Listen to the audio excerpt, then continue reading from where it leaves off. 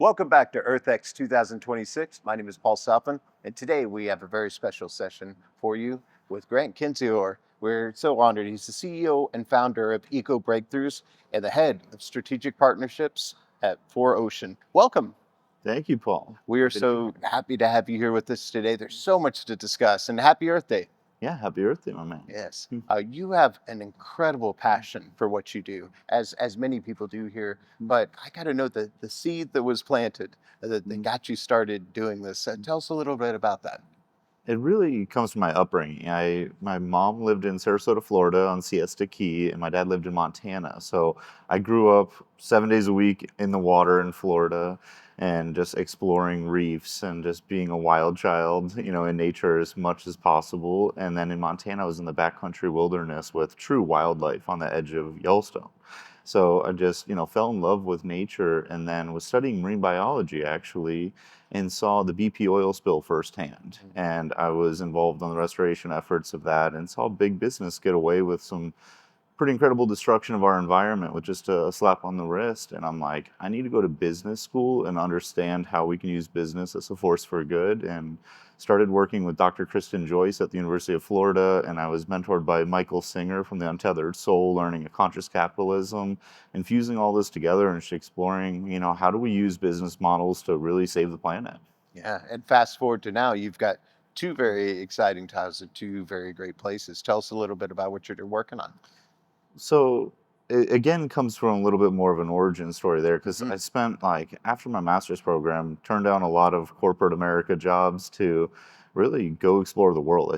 Went to 70 plus countries and learning capitalism in from nonprofit space and how they were doing fundraising and like constantly having to throw galas and do balls and rely on grants to keep going and in government organizations that just moved so slow and everything was over budget and over time and just did work with the United Nations to sheiks in Dubai to in Switzerland, with a lot of very powerful billionaires to understanding, boots on the ground work with Mayan indigenous villages in Guatemala to African refugee camps and building impact projects and just seeing all these different methodologies. And so I, just really began how do we put these into practice? And, one of my friends, Alex Schultz, the founder of 4Ocean, had 4Ocean going strong. And so around COVID times, everything changed and it came to work with him to really, force multiply the growth there and infuse a whole new business model to really bring sustainability plans to big business that provide return on investment. Mhm. And we've been having some incredible results there. That's amazing. Well, so you've been all around God's green earth here Yes. for 70 countries. I know it's kind of hard to pick favorites, but tell us about a couple of spots in the earth that you've been to that you particularly love. Well, I always say my favorite is the United States of America. We have such diversity of ecosystems, so many wonderful places. Yes. I also, spend a lot of time in the Alps and in Switzerland, France, Italy, and the Alps. I really love it there. It just lacks a little wildlife, so I get my wildlife fix down in Costa Rica. I spend a lot of time down there as well. Yeah. So, was there a point when you realized business had to play a larger role in the government or nonprofits alone in solving these big environmental challenges? Well, kind of what I spoke about earlier around the BP oil Yeah. spill was like really that aha moment. And I was Yeah. still a teenager at that time. But then really seeing a lot of these organizations that had such great impact, incredible people there, barely being able to make, enough to afford to keep going. Mhm. And every day was a struggle. The horizon was, questionable, like, can we keep this fight going? But they had so much passion and so much love. And I was seeing, you know, these models fail in this way where like our nonprofit industrial complex like some of the wrong organizations were getting all the funding because of who they knew, not the people actually that were like driving maximum impact with minimal resources. So I was like there's got to be a better way here and just really went to work and studying this firsthand and just trying and testing and doing. So, doing sustainability as a business model in the right way is tough, but you're doing it at 4Ocean. Tell us a little bit about that. Yeah, so 4Ocean has an interesting story. Alex actually started on a surf trip with a simple bracelet. Hmm. So the fishermen were catching this plastic when he went out there and throwing it back into the water. And he's like, there's got to be a way to, compensate them to be able to, fund more plastic removal. So he actually had the fishermen's wives that were naturally weavers start building the bracelets out of the recycled plastic with the goal of maybe we would pull 10,000 pounds or 100,000 pounds. And now we've pulled 50 million pounds of plastic out of the ocean. This little bracelet caught on like wildfire. We, started as a B corporation, so an actual business, not a nonprofit. And we're able to scale to doing 9 figures in revenue, to be able to build the infrastructure, to have 250 full-time captains and crews on the water every single day cleaning.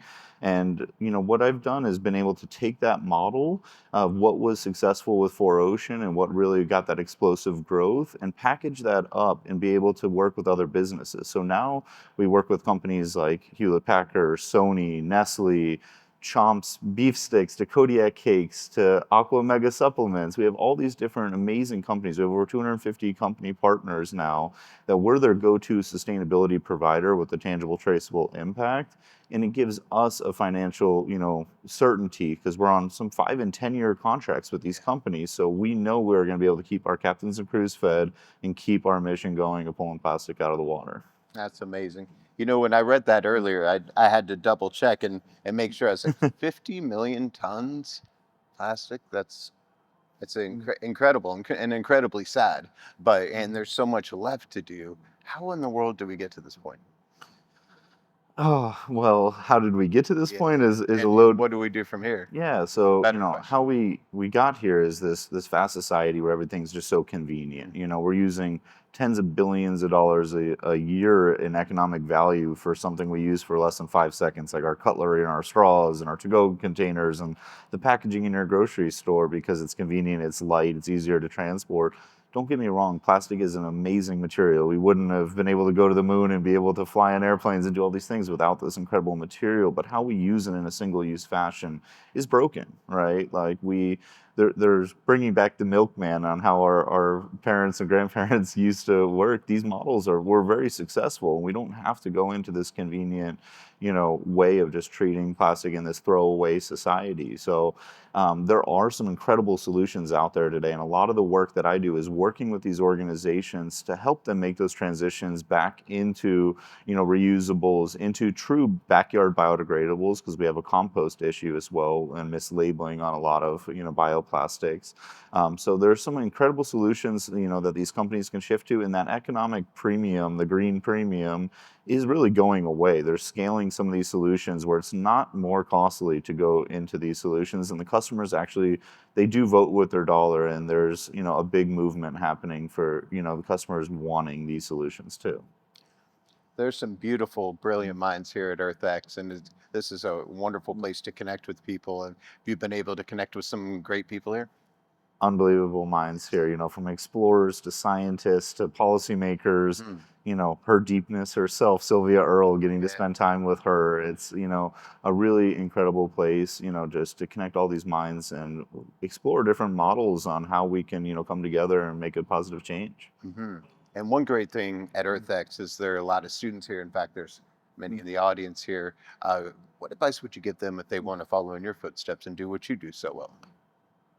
This may be not politically correct for the stage, but a quote that really inspired me was Richard Branson, and it's "Screw it, just do it." Yep. Just take the action, get out there, just keep failing and trying, different models in your life, right? Like you don't have to take the traditional path. If it doesn't resonate with you, really find your calling and your why. And once you have that why, like you're unstoppable. And like, anytime you fail, it's just fertilizer for more growth to get better.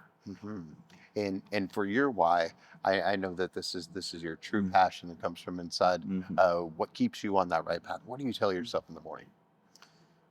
Every day's a little different, Paul, because I have this thirst to explore these beautiful ecosystems while they're still here, because they are deteriorating at a rapid rate. So every day is like, is today an explore nature day or is it a preserve nature day? And depending on that mindset, I'm going out into the world, like I'm going to use all of my energy and my might to, do everything I can to save these magical ecosystems. And when I'm out there, I'm just trying to be grounded in the moment, present, and enjoying every second of them.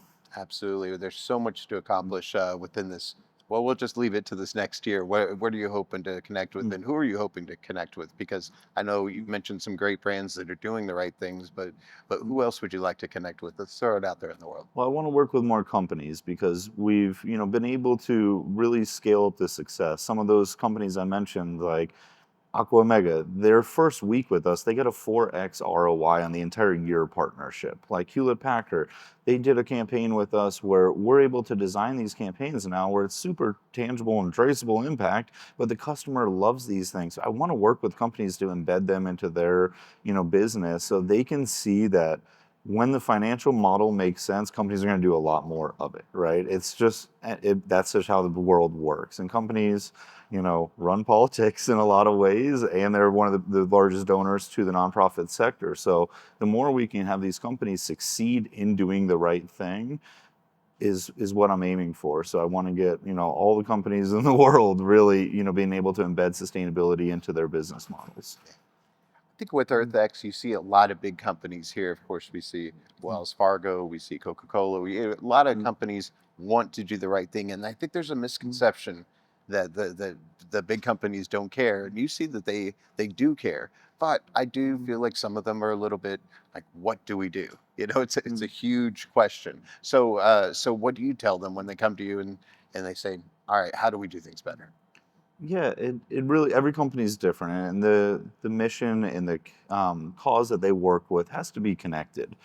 So I really try to learn more about them, but understanding that we need to actually have these things drive revenue. It's different because a lot where I see a lot of companies failing today is they put these sustainability plans in place with 2030, 2040, 2050 targets now, and they're very compliance oriented, trying to follow regulation, and they're not a story that like their customers actually can get behind, right? Everyone understands the value of pulling plastic out of the ocean. Everyone understands planting a tree. There's so many incredible things that you can do as a company that directly are having an impact, and your customer can see that and will, help pay a premium for those services. So I try to learn more about their organization, what kind of campaigns they have going on, and be able to kind of weave the right cause into their, overarching messaging. It's great. Well, my co-host on a different show is Drew Pearson, one of our great Dallas Cowboys. Caught the Hail Mary, went in the Hall of Fame. And we talked about these Hail Mary moments, a moment in your life or career you just kind of have to go for it, and it works out for you. I know since you've been all over the world, you've seen a lot of things, and you've done so many great things. What was that moment, kind of your going for it moment, where you just had to, back was up against the wall, and you had to make it work? Oh man, I've had a lot of those Yeah. moments, as a traveler and explorer, and just in this fight, I think I got a call while I was on a sailboat in San Diego to go speak at the United Nations in Switzerland. And they're like, "Can you be here in 48 hours?" We just had a speaker drop out. And I was like, I had to literally get off the boat, throw everything into a bag, and just get to the closest airport and just go. No speech prepared. Mm. And just like went and had to follow Johann Ernst on stage. If you don't know Wow. him, one of the most prolific explorers, and had the most polished presentation. I just went out there and just spoke from the heart, and that ended up funding my whole project in Uganda right from that speech. So I went straight from Switzerland down to Uganda and built this incredible impact project. And it was just like, send it, just have fun and just go for it. Just be yourself, like have confidence, and you know even in the biggest rooms, like just stay true to your why and your message. Yeah. Well, you've said Mm, before that sustainability is mm, uh, it's a competitive advantage. It's not a responsibility, and I think we call it a responsibility, but yeah, it can be both, right? yeah. Very And much so. like we have such a blueprint for this, right? Like when you fully embed it, look at Yvon Chouinard and Patagonia, Yes. right? Like we all understand like they're a multi-billion-dollar company, and since day one has been all about preservation of the earth. And it's like when they've been able to scale at those levels, and even ourselves at Four Ocean, we've been able to achieve some great success with this, and seeing other companies like the Hewlett Packard example, right? For rather than them cost cutting a typical promotion for back to school, Mm. you know, where they discount 20% to compete with all their rival brands, they added 1 pound of plastic, kept the price at a full premium, and they outsold every previous cost cutting promotion, Mm. right? So it's like they got more revenue in the door, they got more customer brand loyalty, and they were able to do this. So it's a competitive advantage, and they did something great. They pulled hundreds of thousands of pounds of plastic out of the ocean. You know, so it's like it's a win-win-win, and those are the deals we try to do. Good. Well, we need more people like you. So thank you so much for everything that you do. It's absolutely wonderful. Before we let you go, tell everybody where they can connect with you here and outside of Earth-X. Yeah, thank you, Paul. And you can follow us online at 4Ocean, at 4Ocean on every channel. We got about 13 million followers, so come join and see our fight to make a positive change there. And personally, at Grant Kendzior on LinkedIn or other social media profiles. Wonderful. Thank you again for being with us. It's Thank an you, Paul. honor. And stay tuned because we've got more at Earth-X 2026 next.